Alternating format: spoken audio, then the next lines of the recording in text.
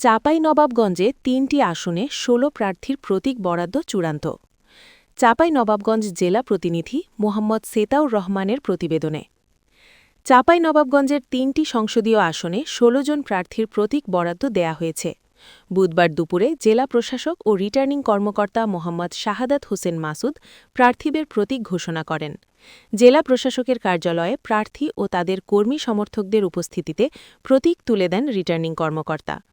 চাঁপাইনবাবগঞ্জ ১ আসনে দলীয় প্রতীক পেয়েছেন বিএনপি চেয়ারপারসনের উপদেষ্টা ও বিএনপি মনোনীত প্রার্থী সাবেক এমপি মোহাম্মদ শাহজাহান মিয়া।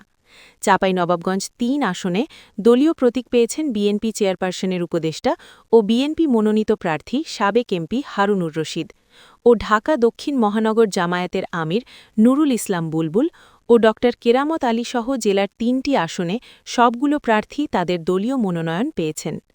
প্রতীক বরাদ্দের আগে প্রার্থীদেরকে আচরণবিধি সম্পর্কে অবগত করে মেনে চলার আহ্বান জানানো হয়।